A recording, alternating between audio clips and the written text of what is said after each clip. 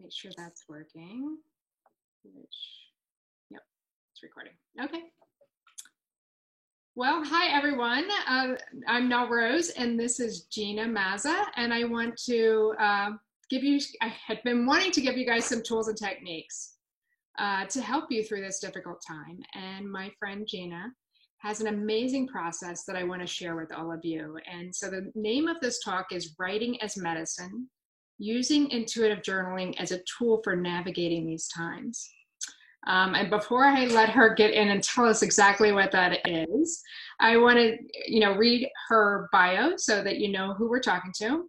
Gina is a journalist, a book editor, publishing consultant, and author of 3 books in the personal growth category. She has helped hundreds of individuals refine their writing projects and send them off into the world. As a journalist, her byline can be found in publications across the country and around the internet.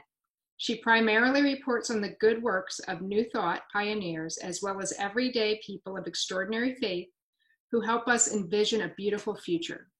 She also has decades of experience in PR and advertising, business marketing, media writing, corporate branding, and transmedia communications. Her latest project is writing ecstatic poetry on Instagram.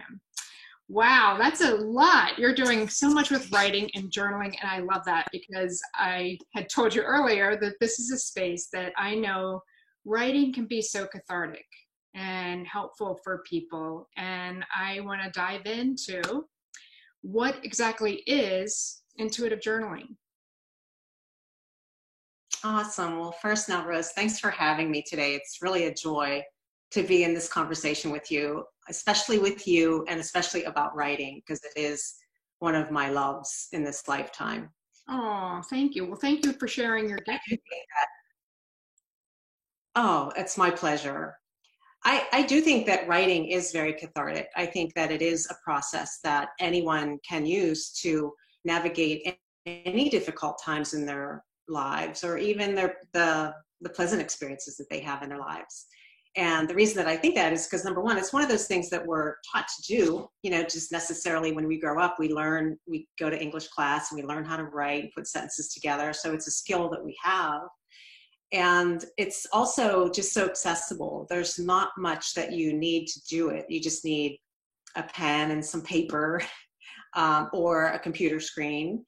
And it doesn't really cost very much to do it, right? You might have to buy a computer if you don't already have one, but if you do, it doesn't really cost anything to sit down and take the time to journal your thoughts. And yet the benefit of doing that can be tremendous. So what kind of benefits can be expected, or what kind of benefits do you see when you're working with clients? So there's a lot of, first of all, health benefits to journaling. I think it, like I mentioned a minute ago, it's definitely a cathartic process where it's kind of like, what I like to call it is rule line psychoanalysis, because you're just kind of writing your thoughts and your own psychoanalyst in a way. Allowing yourself to mirror back to yourself what you're really concerned about, or what it is that's important to you. And when you do write long enough in a journal, you start to see these themes or patterns emerge in your writing that speak back to you what is important to you and what is on your mind and what's on your heart. Mm-hmm. So there's definitely that benefit of being able to just put your thoughts down from an emotional standpoint. And what that leads to is a reduction in stress, obviously.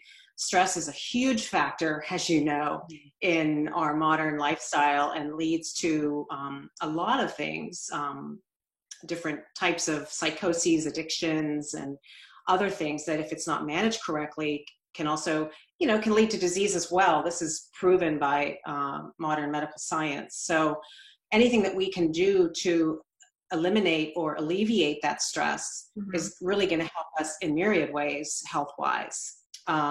And again, journaling really does help with that. Journaling is also a really great way to problem solve. So, if you're trying to work through an issue, or you're trying to deal with a certain relationship type situation, or even a problem at work, it's helpful to just kind of write about it and kind of see what your options are. um, and give yourself some time to really kind of think through that. It also, I find another benefit is that it ups your gratitude level. Just kind of like writing about what's important to you and what you're grateful for, what you're thankful for, or even just, waking up in the morning and having the ability to do whatever it is that you're doing to plan your day. It does over time allow you to have a sense of gratitude about what is and about what you have in your life. Now, this isn't necessarily as productive if you're complaining in your writing every day, and that's okay to do too, to kind of get your frustrations out or your anger. I think about when I was journaling as a teenager. I had a lot of angst when I was a teenager, so I'm sure that my journals back then really reflect that disposition that I had. And it's okay to do that, but as you journal, I would encourage you to just think about the things that you are grateful for in your life, and to kind of shift your focus away from what's upsetting you to what's good about what's happening in your life. And when you do that, again, it just reduces your stress level, makes you think clearer, just more clarity of thought, and also over time makes you happier. I mean, there's nothing short of that. It makes you happier because you're in more of a space of appreciation for life instead of, cynicism and complaining about life. Right. That's amazing. All of those benefits. And before I get into the process that you have of how to do that, because that's definitely a question that I'm trying to figure out. Can you share with me, like, when did journaling become a part of your life? How has it evolved for you? What's your story with writing? Loaded question. Yeah. So it partly cut out there, but I think what you're asking me is how did I get where I am now in terms of writing? Yeah, like what's your story around writing? How has that become important? How has it become the love of your life? Yeah, I would say that it started when I was very young. When I was a young girl growing up, I had really two loves. One was dance and the other was writing. And I really didn't know that writing was a love, but I certainly knew that dance was a love. And I had in my mind this conception that I was going to become a professional dancer. And that was kind of put the kibosh on by my parents. I was invited to audition for the Rockettes. And I was pretty young still at the time. I was in high school still. So my parents basically said, no, you're not going to do that. And so I listened to them because I was an obedient daughter. Wow. And I had a lot of respect for my parents. And so I listened to them, and I kind of sequestered that part of myself. And I did go on to dance, not professionally, but I did the rest of my life until I was in my probably mid 50s. I continued to dance, so that story ends well. But the writing part kind of worked in tandem with that, because as I was not able to express myself as much through movement and dance, I found myself just sitting in my room and journaling. And I always had these big thoughts in my head, maybe big for a young girl, like, what is the meaning of life? And is there a God? And, I had all of these, I was very existential as a kid. I don't know why, but really no one had the answers. And I didn't either. And I realized that journaling was a way to just kind of have a conversation with my higher self, or even with God, and kind of not come to any sort of conclusion about any of these things, but to just kind of circle them and see what's possible to know about this life that I'm living in. So as I grew up and decided on a career, I, chose a respectable career in public relations and marketing, and worked in that career for a period of time. And then after my two children were born, I was in my early 30s. It's kind of like I was reborn too. I kind of got real with myself, and I said, if I'm going to do anything that's going to take me away from raising these two babies, it's going to have to be really important. It's going to have to be really soul work. And so I started to work actually with a business coach at that time. And the answer was the one that was there all along. It was you're here to write, you know. So I stepped away from corporate and marketing type writing and started working in journalism. Mm-hmm. And also very soon after met up with a woman who became a co-author of my first book. And so I just kind of went down that route for the next 20 some years. And as I got more into writing, the more I fell in love with it and realized that it's something that I have an aptitude for, like in, you know, in an organic sense. Yeah. Although it is a skill, you know, that you acquire, it's also an art and a craft, but it's also something that you know, you either have an affinity for it or you don't. Like I do hear people say, I hate to write.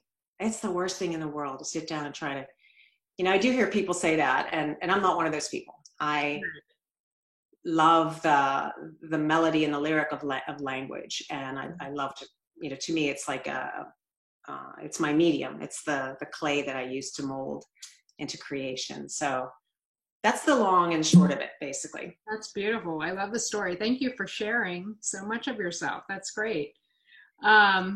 So if I'm somewhere in between the love and the hate to write, I really just don't know the process. So will you share your process, and have you worked with clients that are either not liking to write or not sure how to write, or how do you go about this? Intuitive writing. This is something new. So yeah, so my brand of intuitive writing is really just combining the process of journaling or creativity with the use of your intuition or your, you know, I want to say imagination, but intuition is even beyond imagination, because to me, imagination is still of the mind. right. And I do think that there is a greater intelligence, a greater pool to draw from, even beyond our own intellect. And again, science is bearing this out now with the study of quantum physics and how everything's interconnected. We don't have to get into that because that's a whole other subject. We could really go down that rabbit hole. But we'll stay on topic. Right, that can be our next conversation. Yes. But suffice to say that we have all of that to draw on when we sit down to write. And so what I encourage people to do is just to be open to that you're not trying to, as Julia Cameron, she's a very famous writer's coach. I don't know if you've heard of her, but No. she's written many books about writing. She says that there's a distinction. You're not trying to think something up when you're writing, you're actually trying to get something down. And the direction is really important, because if you're trying to think something up, it's coming from this kind of small space that you exist within. Whereas if you're trying to get something down, you're drawing from the entire capacity of the informed universe, everything that's out there. And you hear songwriters and other people talk about this when they say, I wrote the song in 5 minutes, it just came to me. Or the painting just arrived on the canvas, you know, that kind of thing. That ability is our birthright. Like each of us have the ability to tap into that. Wow. So I refer to it, and in my book that I wrote that talks about creativity and higher consciousness, it's basically about those two things. I say that those two things really intersect and come from the same source. And I call it a PVC pipe. So it's kind of like imagining this huge pipe that goes up to source, if you will. And whatever you're drawing in from a creative standpoint is also what you're tapping into from an intuitive standpoint. So to me, they're kind of one and the same, is what I'm trying to say. That makes sense. Yeah, I love it. PVC, I haven't heard of the PVC pipe. I like a vortex of white light and things like that, but I haven't. That's great. I love the PVC image, you know, to be able to see that and what that would be like. I like that analogy. Yeah, and I'm not a plumber, so I don't know how I come up with that. But what really struck me when I kind of saw that in my inner eye, what struck me about it was that it's very smooth. You know, like the inside of the pipe is very smooth. And that's what it feels like to me when I'm tapping into source with my creativity. That there's no rough spots. It's just like a flow of information. Mm-hmm. And the goal is to be open to that, to be into that space. So how do you do that? Do that. Yeah. So the first thing that I want to recommend is that you combine your journaling process with a spiritual practice or a mindfulness practice. So instead of just sitting down and starting to write, to do something prior to that. And it can be personalized to who you are and what you like to do. I have a meditation practice, and I like to start out my journaling session with doing a meditation. Mm-hmm. So even if you're not a meditator, you can just sit quietly for 10, 15 minutes, even 5 minutes, and just follow your breath and just kind of focus on that. And when you focus on your breath, you're sort of taking yourself away from your thoughts, although thoughts are going to come, and that's fine. But just kind of get into that in-breath, out-breath mode where you feel very calm and centered. And just have your laptop open or your notebook open. And if you want, you can give yourself a prompt or ask a question. So maybe there is something that's on your mind that day that you really want to delve into or get answers to. Mm-hmm. And it can be something tangible, like, how do I approach this new project that I'm working on? Or it can be something more intangible, like, why am I so emotional about my friend leaving town? Or, you know, whatever that might be. Right. And you can start to put your thoughts down in accordance with that prompt. Now, you don't have to do this. You can just start writing. And when I say start writing, I mean just whatever is top of mind. And it doesn't have to make any sense. So that's the next thing that I want to share that is really important to know, is that we're not writing War and Peace here. We're not being edited by our English composition teacher. We're not even editing ourselves. We're not even carrying ourselves what we're putting on the page. It doesn't even have to make sense to you. Just as you tune in and as you start to feel the thoughts coming to you or the ideas coming to you, just write them. So it's similar to what I would say is stream of consciousness writing. Okay. That's amazing. I love that. So first get into a meditative state, kind of connect with yourselves and hopefully outside of yourself as well, like welcome or take an opportunity to invite or receive information, even imagining the PVC pipe and connection to all that is, right? And just kind of getting into that space and then let go of what's coming out and just write whatever is there, even if it's nonsensical, and just let it flow. Is that right? That's right. And sometimes you'll find that it starts out nonsensical, but then it changes into something. Okay. You know, it actually starts to make sense. Again, this isn't a process of anyone's going to see it. I mean, you have to really have that in mind when you're writing, that no one's going to see this except for me. So It doesn't matter. And it even doesn't have to be limited to words. You can draw. You know, you can start to draw symbols or images that come to you, because they have meaning as well. You may not know what the meaning is immediately, but you will figure it out at some point if you go back and you reflect on that writing and the space that you were in that day. Mm-hmm. So yeah, it's definitely a process of just getting out of your own way and getting out of the mind and just, tapping into that higher space. Does that make sense? Am I explaining it clearly enough so that?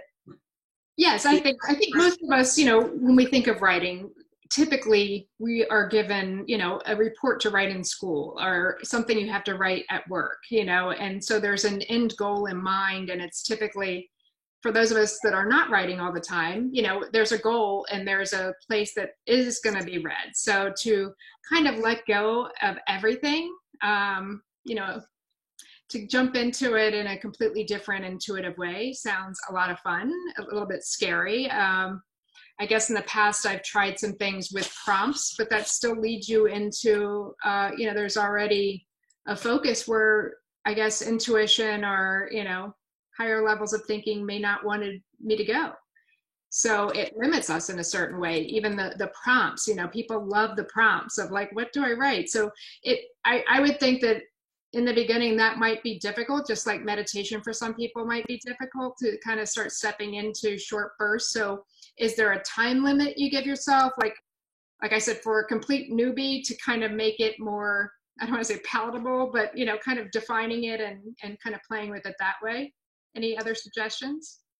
Yeah, that's a good point, a good question you're asking, because really what we're going for is stepping outside of time. So we really don't want to put a clock on our process. Although you may need to, you know, if you're doing it in the morning before you're going to work, you might need to, but now's the perfect time because a lot of people are home, you know, they're not having to rush out the door and go to an office. So you might have another 15, 20 minutes or half an hour in your morning. And that's really a blessing, you know, to be able to have that time. It definitely is. Yeah. So I do think that, you know, you don't want to put a clock on it, but at the same time, you want to write until you feel kind of done. You feel kind of not empty, because I don't want to say that in the Zen sense that you're, you know, going for that, but you just kind of feel like you're complete. And the only way to really know that is to start doing the process. And there will be times when you just feel like there's really nothing that I need to emote here today. There's really nothing that I have to say. And you might end up just writing a couple paragraphs or whatever. Other days you might find that you just don't know where it's coming from. It just keeps flowing and flowing and flowing. And it might take you longer to get to that arrival place where it's like, okay, I'm here, I'm done. So I would encourage you to not really think about it in terms of time. Okay. And if you need to, just set a stopwatch so that you don't go over the time that you might need to be somewhere else. But you won't be watching the clock either if you're, you know, doing it right. Right. But do you recommend doing, like, as a practice, doing it daily, like to get started, like to commit to, you know, doing it daily, or what do you recommend?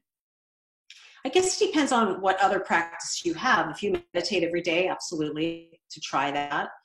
If you are new to journaling, every day is probably ambitious. So you might want to just try it 2-3 times a week. Okay. Yeah. And I think that with anything, it is, you know, it is a writing practice. So with anything, you do want to be consistent with it. That's probably the more important point to make, is don't give up on it. Like, even if you don't have a timeline where you're doing it every day or every other day, make sure that you do schedule it in, even if you're not having a great experience with it the first couple times, or a non-productive feeling experience with it, to keep trying, keep going back to the page and seeing what occurs. Because every time you show up there, it's going to be different. It's kind of like yoga class, you know, like every time you go to yoga class, you're in a different place. Your body's in a different place. And it's the same with your psyche. Every time you sit down to write, you're going to be in a different space. So you'll have a different experience. Okay. That's great. Typically, what do you see? Like, if somebody gives it a go and it may not even be starting out very good, do people typically fall into it if they keep practicing it, or do they end up telling you how it's helpful, in what ways, and things like that? I know you said about stress and things like that, but like, what's a real world experience for somebody that is starting new versus you who lived this, if that makes sense? Yeah, I see, because I'm a writing coach, I see so many examples of what happens. And it's everything from, I really had to force myself to sit down and do this, and I stuck with it. And over a period of time, I was able to kind of break through some sort of barrier, and the experience changed for me. I wasn't as anal retentive about it. I wasn't in my ego with it. I was just enjoying the experience of having free time to kind of like empty my thoughts.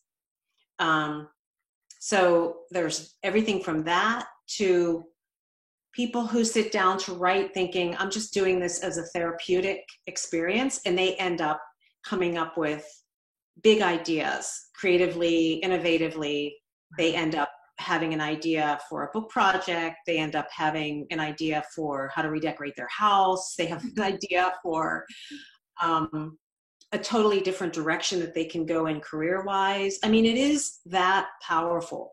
Wow. If you give it the process, you know, if you trust in the process, it will lead you to some pretty profound revelations about yourself that you just can't get from talking to anyone else. It's really, you know, talking to yourself. I love that. I love that. So what does it feel like, intuitive writing? Yeah, so it is different than regular journaling in the sense that you do start to be able to discern the difference between what you're thinking and what you're intuiting. Like you do reach a point where you understand, okay, this is just my imagination, like bringing in these experiences and these sensations, and this kind of stepping out of the mind space where you're, you know, I don't like to use the word channeling because it has a connotation to it, but you're tapping into wisdom, or you're tapping into an inspiration that when you go back and you read it, you go, who wrote this? God, did I write this? I don't even remember writing this. You know, it's like a totally different, it's coming from a different space. And that gives me goosebumps. I love that. So is that what happened to you? Did you develop your intuition with writing, do you think?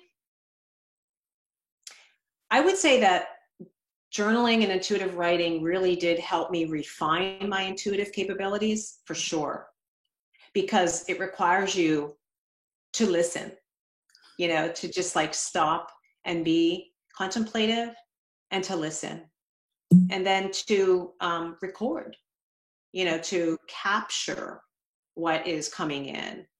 And there is a process that you go through. Everybody's different, but and again, that's why I like the PVC pipe, because over time it refines and it refines and it refines. And you just are able to find yourself being able to more quickly tap into that out of the mind kind of space. And other things play into that too. If you're really doing this as a practice, you might find that your other 6 senses open up as well. You might start to experience like clairvoyance, where you see something in your mind's eye. You might see a vision or a symbol or something that leads you down a specific path. Or you might have a sense of smell, you know, like when you're writing, you might smell roses. I mean, that's happened to me before, where different things come into my space. Like, does somebody have a vanilla candle burning? It's like, no, that's coming through my insight, you know? And you might find that you tap into, you know, loved ones who have passed already. I mean, that happens too. I've had experiences where I'm journaling and my deceased aunt, who died when I was 8 years old, came through and started talking to me, or my grandfather who died. Yeah, I love that. I'm very intrigued with all of that, of course. You know, wanting to hopefully connect with my son and my mom, and and I would love that, to be able to connect with them in this way. Yeah, it's kind of a step towards that. Like after a while, what I found personally is that I didn't even need the writing anymore, because I had. I was going to ask you, do you find it outside of writing? Does it raise consciousness and your intuitive abilities that you have it outside in that space of writing? It does. That's exactly what it does. It's not the only way to do it. Of course, there's other ways to refine your intuition and your connection to source, but that's how it happened for me. And it was really a practice over time that I found that eventually writing was just a tool to get me there, and I didn't need the tool anymore. Right. Now, it did serve other purposes, you know, because I am a writer, I'm a published author, so I publish a lot of material, and so I use it for that purpose as well. But not everybody's a professional writer, so you may or may not find that valuable. But for me, it's all, you know, content, so it's good that way. Mm-hmm. But getting back to your question, I wanted to say one other thing too, is that when you start to tap into that what you find is that once you've tapped into that, what, you know, again, what I call source or God or divine intelligence, the writing takes on a certain flavor. It's like different than your own voice. And it's always very high caliber, I would say. It comes from a loving space, a very compassionate space, and it's always helpful. And it's always information that is for your highest good. You know, so there's some fierce compassion in there, like some things that you may need to hear that you're afraid to tell yourself. But that's something to really look forward to and to look for, because you'll notice at some point that the tone of the writing changes and you start to feel like, okay, this isn't really even me talking anymore. This is what this is the result of my listening. So, you know, it's being said to me. It's being said to me. So it's kind of like when writers say, I didn't write the story wrote me. That's kind of what happens with intuitive writing. Does that make sense? It does. It does. No, I love that. I love that. So it's kind of receiving and listening and connecting to, I mean, some people would say connecting to your guides, or, you know, you get advice and the great wisdom of all that is, right? And that's beautiful. Right. I love that. And that makes me think of like when I first started out many, many years ago, like very new on my spiritual path. What you just said made me think of that, because that was in the 80s, like the Doreen Virtue, Betty Eadie days. And angels were like a big thing back then. Huge. Yeah. Connect with your angels. Yeah. And so I was just really into that. And again, I was a journalist, so I was writing about that. I was writing about the proliferation of inspirational literature that was happening at the time, the Celestine Prophecy and all of that. And I had my Oracle deck, you know. And so I just started thinking, okay, well, I'm just going to try to call in my guardian angel. Or to me now it seems really woo when I think back that I was doing that. But again, at the time, it was really helpful, because what I was really wanting to tap into is God consciousness, you know, all that is. And I think that that's what angels or, you know, disincarnate higher beings, or even organized religion, like all of those things are, in my estimation, a way to step up into that which is otherwise ineffable. You know, we can't really grasp it because it's like so beyond our comprehension. So we use these tools to kind of help us step into this space of belief and awareness. And so at the time, that was my way of doing it, was, okay, I'm just going to see who my guardian angel is. And I started just writing, and wouldn't you know, like after a period of time, the writing distinctly changed to a different voice. And I'm not going to say that that was Archangel Michael, you know, I'm not going to put a moniker to it, but I will say that it was a loving, benevolent voice of guidance that really helped me and served to move me ahead on my spiritual path. And again, put me in that space of, you know, the higher consciousness space of unconditional love and trust and acceptance. And so from that standpoint, it was a really good exercise to do, whether it was woo or not. It was really good for me to do at the time. Well, we really don't know what we're talking to, right? Or, you know, in the sense of, are they angels, or are they guides? Are they just the greater God consciousness, that a wisdom of all that we are, you know? And it doesn't really matter, right? You know, but it's for some people, putting that label on it, whether, you know, you're seeking your angels or you're seeking your people that have passed, or whatever it is, you know, might help to get there. It just depends. Whatever, you know, you need to be, you know, I always tell my clients, you know you best, so you have to go from what's going to work for you to tell a story to make it work, right? And to get into that space, and then be open to shifting and changing that belief as you know, start experiencing it. It might be something different. Yeah. What you said is so important. what you just said is so important, because being open is the best thing that you can do, because your experience will change over time, because we're evolving over time. You know, we're not static beings. We're always evolving. The way that I like to look at it for myself, just based on my experience, because I have had experiences where there are many different levels of consciousness out there, if you want to call it consciousness, different levels of what you tap into, so to speak. Okay. And I've had some experiences where it wasn't so integrous, you know, wasn't like of the light. And so now I know to always, as I go into meditation or as I go into my channeling experience with the writing, I will just call in the highest and best. I will call in God, consciousness. And for me, it's the Holy Spirit. Mm-hmm. I always say the HS is my go-to, because I always feel like, you know, if I know the energy of that, I'm familiar with the energy of that. Okay. And Jesus as well, because that's part of my upbringing. And I really have felt the power of being in that Christ consciousness as well. So that's what I call in. I ask to be in that space exclusively, okay. and for all else to just kind of like not pay attention to what I'm doing. And that gets kind of metaphenomenal, like what we're talking about now. It's not even really necessary to think about that too much if you're just a beginner journal writer.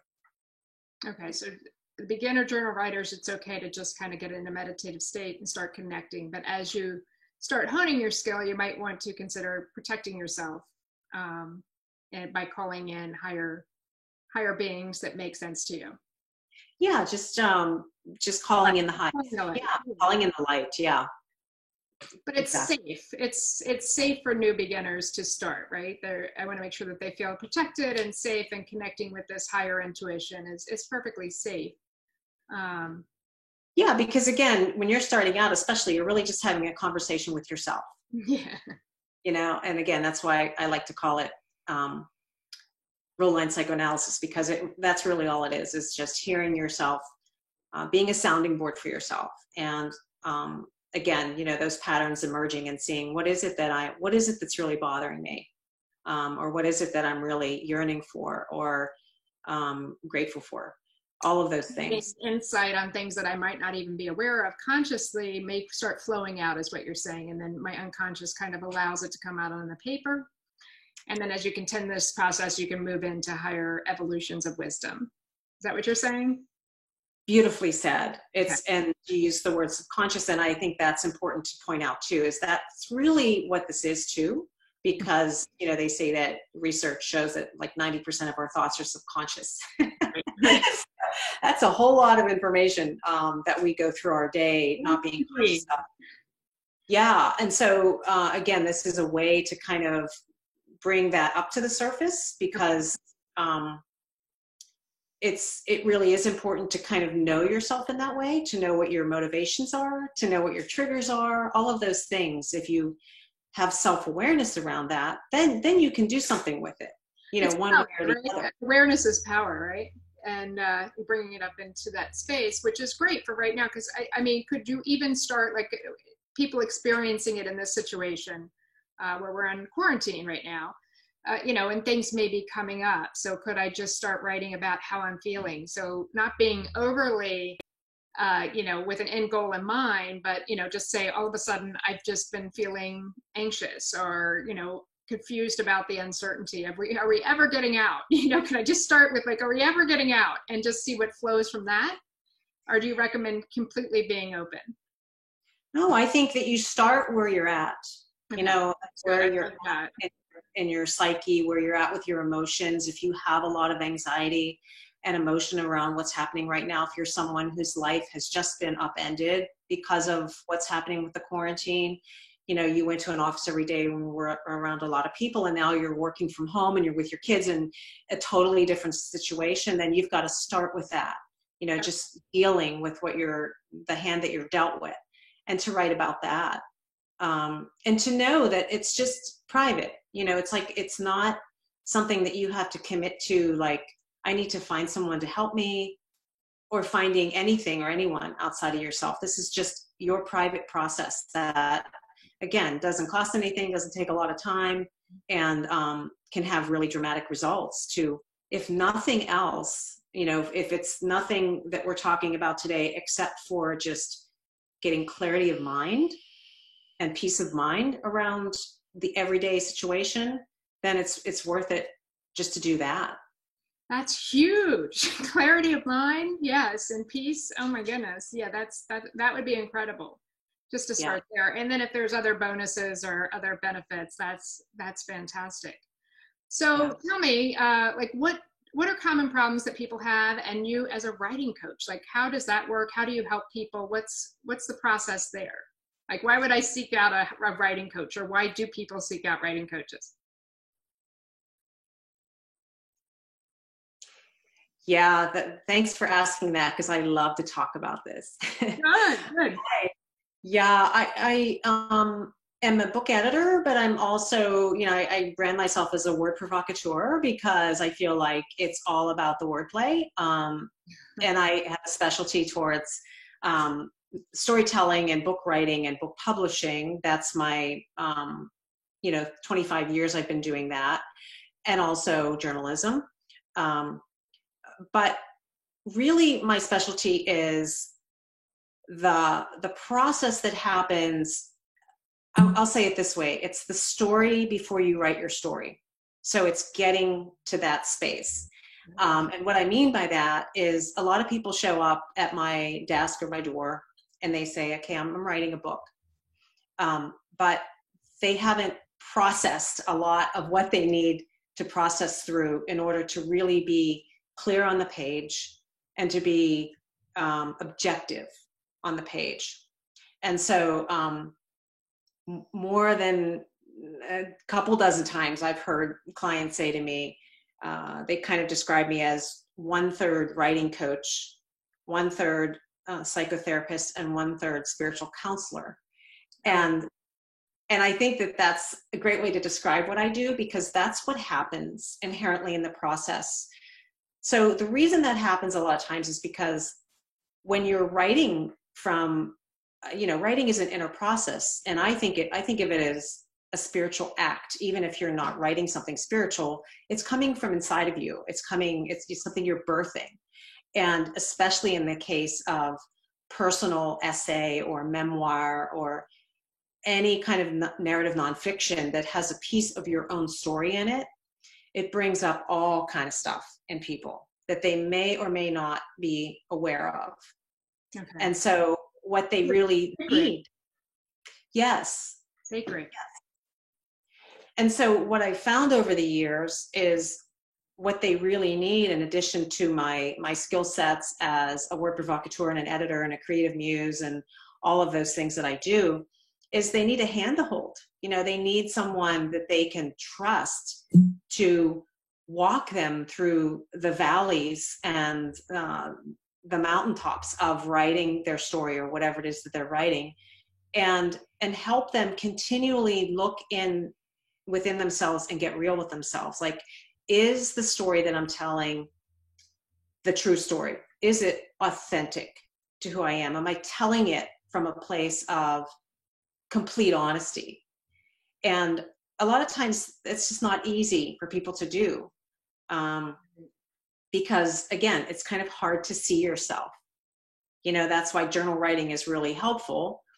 But in addition to that, working with a writing coach such as myself is extremely helpful. It can move you through many blocks that might prevent you from even getting to the point where you're telling you a real story.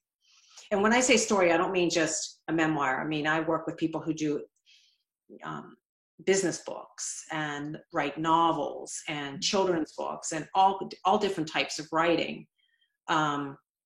But it's the same process. It's very personal to people. When it's something that has their name on it, it's very personal to them. So they get emotional, they get paranoid, they get scared. What are people going to think of me? Am I worthy? All of these feelings come up. Right. And well, that's all normal. They're birthing this project, right? This experience. Yeah. It's coming outside of themselves. Mm-hmm. So I can imagine there's a lot going on in labor, right? Gestation and labor and uncomfortable feelings and getting stuck. And so you help people get past all of that. And in essence, I would think that that's just truly remarkable, probably experience for you to have as well as you're moving people along, because it doesn't just stay, it's not just, helping to get unstuck on the paper. It's helping people unwind their lives and really get clarity, like you said. And so it's transformational, I would assume, right? It's transformational to the point where even if the person didn't publish their story, Mm-hmm. Publishing is kind of superfluous because they've already been through the catharsis. They've already transformed in the writing of their story. So that's the real winning ticket, Right. And anything on top of that, outer world fame or other people reading you, or, again, speaking from experience, because I published 3 of my own books, and that's a wonderful experience to be a working author and on book tour and all that kind of stuff. But the real change, the real transformational moment is the writing of the story. And everything else is just icing on the cake. Yeah. Oh, I love that.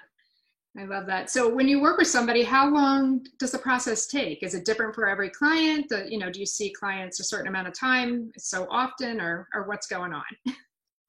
Yeah, it's different for everyone depending on where they're at and what kind of project they're writing. But again, the work that I do is kind of unique in the sense that I run the gamut. So I start with I can have someone come to me who's just incubating an idea and they need help with kind of fleshing it out and brainstorming it and seeing what direction it can go in and helping them understand what their trajectory is. Like, is it a book? Is it a screenplay? Are you a blog writer? Like, what is it that you're trying to articulate? And where do you see it being, like, where are you comfortable with it being presented? Maybe it's you're a speaker and you're wanting to just create TED Talks and just go that route and not publish a book at all. So I look at that whole big picture. Most of the people that come to me already have an idea and they have something written already, and usually a first draft. And so I come into the process at that point and I do a first critique of the work. I kind of tell them what they have, and not just from, grammar, punctuation. We don't get into that at all. We get into, what is your main message? What is your unique selling proposition in this book, if you want to call it that? Like, what is unique about it? Even if this topic has been written about many times, what's your take on it? And where are the missing gaps in the story? Is the storyline, does it make sense? Is it flat? Does it need, just more attention? Like, whatever it is it's missing, I critique and point out all of those things. And then we kind of decide who's going to do what. Are they going to hire me to fix all of those things, or are they going to go back and do it? Or are we going to do it together, perhaps? And then all the way to a finished draft. And then I also take them through, I can do the proofreading, fact checking, all of that kind of stuff, permissions. And then I help them decide, is it going to be a traditional book contract, or are they going to self-publish? And again, they could hire me at the very beginning to help them through that process. And I help them to think about those things early on, because again, the direction of the project is very different depending on whether you're wanting to get a book contract with a big publisher or you're wanting to self-publish. So we work all those things out. And then I also help them decide, once they make that decision, I help them get there. So I've served as a literary agent for some of my clients, where I help them connect with a publisher. I help them get their book contract. I help them negotiate their contract. And if they want to self-publish, I help them with the book production, what platform is it going to be on, cover design, interior layout, all of that. Okay. And then I wanted to bring up one more piece of the analogy that you mentioned a minute ago about it's like birthing a child. I find too that people sometimes have postpartum. So after their book is depression, spending all of my energy on this baby, and now it's out in the world, and it's kind of like, like they don't know what to do now. Oh my gosh. Yeah, it's very interesting. So I also call on all of my marketing and book promotion and PR and platform, you know, all of those skills. Mhm. And I have a cadre of people that I can help connect the author with, to help them with, you know, maybe they need a social media guru, or they need someone to just help them get speaking engagements, or whatever that is. I help them step through that. And again, not a typical book editor would do that, but because I have a marketing background, you know, in that postpartum period, I help them get through, you know, if they have depression, or they're overzealous in what they're, you know, like everybody thinks their child is the perfect child. So like they launch their book and it's like, it's going to be on Oprah, you know, and so I help them to kind of get realistic about what's going to occur once the book is published and they're out promoting it. Right. That's fascinating. I do have one question, and it doesn't have to, you don't have to get too detailed because I don't want to take too much time, because a lot of people won't be writing a book. But I'm curious, you said that there's a point where you should really decide whether you're going to self-publish or go to a book publisher. So early on, what would be the differences? I thought you could just write the book and then take it to a book publisher or self-publish. You know, you don't suggest that though. So the big difference is in the integrity of the writing and the uniqueness of the project. So if you're, you know, you have a book idea and you want to self-publish, anyone can self-publish. Mm-hmm. That's the beauty of print on demand and digital technology, which started in the 80s and 90s. It democratized publishing. So anybody who wants to publish can. The distinction is that not every publisher is going to be interested in a project unless it meets a certain criterion. Okay. So that criterion could be around, again, the uniqueness of the project, your skill level as a writer. In other words, the writing has to be at a much higher level in order for it to compete, you know, with other writers out there who are seeking book contracts. So you really do want to work with an editor before you start shopping a manuscript to traditional book publishers, because you won't even get read if you don't know that whole process of how to do it and how to pitch it. Okay. It's a totally different process. So it's really those two things. And again, you know, the uniqueness, the caliber of the writing, and it's more, you know, what you're basically doing is selling a product, you know, like you're selling the rights to your work to an entity who will take it and deliver it to the world. I mean, that's what publishing is. So it's a totally different model than someone saying, oh, you know, I've got some short stories, I'm just going to throw it up on Amazon and sell it on my website. It's two totally different outcomes that way. Right. That makes sense. Yeah. So where can people find you? How do we get in touch with you? I'm easy to find. Yeah. So my main website is just my name, Gina Mazza. So it's GinaMazza, GinaMazza.com. Mm-hmm. And I'm pretty prolific on Facebook and LinkedIn. And I'm also on Instagram, but I would encourage people to look for my public Instagram, which is my poetry account, which is, again, just my name, Gina Mazza _poetry. Okay. So it's at Gina Mazza _poetry on Insta. And that's my latest and greatest personal project that I've been working on, which is poetry. Tell me a little bit about that and what it means to you, the poetry. So the poetry is just a huge inspiration that I had last year that actually, whole other conversation, but that started happening in the middle of the night, where I would wake up and I would have phrases or basically phrases come to me. And at the time I didn't really even know that it was poetry, but I kept recording it. And it turned into a major book of poetry. And so that led me to have the inspiration to research Insta poetry, or what's called micro poetry, which is a whole new genre of poetry now that is really going strong on Instagram. And that was a big step for me, because I only thought of Instagram as a vanity platform. It's like, why would I want to be on Instagram? You know, I'll just take a picture of my steak at dinner, you know, or my martini. No, this is poetry and a platform that is literally helping to change the world. There's a lot of people who are writing poetry that's speaking about what's happening on our planet right now from an ecological standpoint, from an economical standpoint, from a health standpoint, from a consciousness standpoint, from a political standpoint. All of these things are being talked about in the form of poetry, which is really powerful because they're little nuggets of wisdom that's all people have time for anymore. Like no one wants to sit and read a tome about these topics, Right. but people are flipping through their phone and wanting to, have a little dose of something that's going to get them thinking about something that's really important about what's happening with humanity right now. And I feel that poetry really delivers when it comes to that. I love that. I love, so it's getting deep with Instagram, huh? It's allowing you to access deeper states of your own consciousness and your own way of being and being introspective. I love that. So that's beautiful. Thank you so much for your time. So appreciated. I will put in the links in the information on the post so everybody can contact you. But I just wanted to say that in case there was somebody just listening and not reading.